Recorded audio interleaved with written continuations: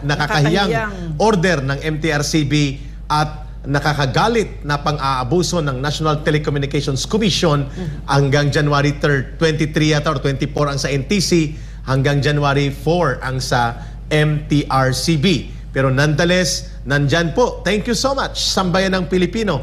At kayo po'y makikita ninyo kami online sa SMNI, www.smninews.com, sa website namin natin po. At pangalawa sa Rumble, nandyan din po tayo. At nandyan tayo sa DZAR Facebook page. At ganoon din po sa Laban Kasama ang Bayan Facebook page. At ngayon po ay tumutulong at sana po ay dumami pa ang tangkilik ng ating online version, Ma'am Lorraine, Miss Ina, and Brother Franco. Nandyan po ang Ka-Eric Sambayanan Facebook page na ngayon po ay nagsisimula ng mag-carry o magtangkilik ng programa natin online. Ma'am, hihingi pa ako ng 2 minuto sa inyo ni Miss Ina, ni Brother Franco at Ma'am Lorraine para magbigay ng pasasalamat. Doon sa tumulong at nagbigay ng tanglaw at diwa at inspirasyon sa ating illegal na pagkakadetine sa abusadong desisyon ng komitiba ng Kongreso na pinamumunuan ni Speaker Martin Romualdez noong Disyembre. Sa aking team, Laban Kasamang Bayan, sa SMNI Family, kay Pastor, bilang aming kinikilalang leader ng programang ito, kay former President Rodrigo Duterte, kay Vice President Sara Duterte, and of course, ang pinakamahalaga, ang Sambayanang Pilipino. Iba't ibang sektor po ang nanindigan, mga manggagawa, kabataan, mga nanay, mga parents, mga magulang na biniktima ang kanilang mga anak ng CPP, NPA, NDF, overseas Filipino workers communities. Ganon din po ang Filipino communities in abroad, all over the world. Duwagsa po ang kanilang simpatya at panawagan ng pagtuligsa sa hindi makatarungan at iligal na ginawang pagkakadetine, pangbubusal at paglapastangan sa karapatan, lalo na po ang mga nakasaad sa konstitusyon. And of course, maliban sa mga grupo at individual na ito na pinapasasalamatan po namin, ako personally, nagpapasalamat din po at lubos ang aking pagtanggap ng kabutihang loob at matatag na paninindigan ng mga Philippine Military Academy graduates and alumni. Many of them generals and respected leaders and commanders, mga commanding generals and flag officers in command, commanding generals ng Philippine Army, Philippine Air Force, flag officer in command ng Navy at ng Philippine Army na commanding generals, mga colonel at iba pang officers.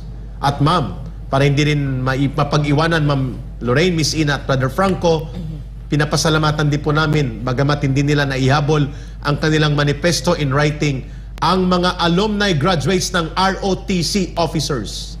Officers Candidate School, mga non-PMA graduates ng mga officers at mga graduates ng Philippine National Police Academy.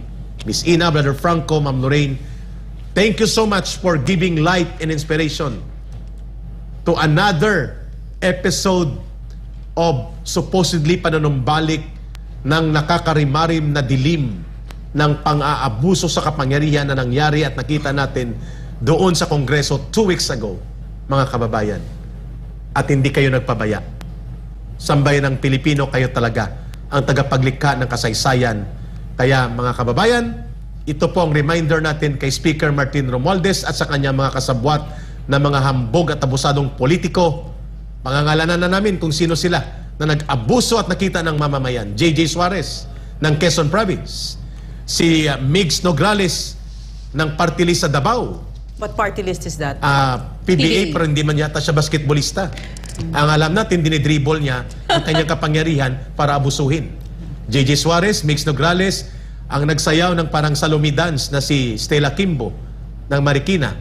At marami pa, si Paduano na dating sinipa ng NPA at naging bodyguard ng mga politiko gamit ang pangalan na RPA-ABB. At kakotsaba ng malalaking mga negosyante sa Negros. Benny Abante. Benny Abante. Hindi ka po namin red tag. Kayo po ay pinaalalahanan ni Ma'am Lorraine at ng Laban Kasama ang Bayan. Bakit po kayo nagagalit dahil kayo po ay public official na tinatanong? Si Pimentel. Naku. Yeah. At sino pa ang mga nandun? Dante Fernandez. Si Dan Hernandez.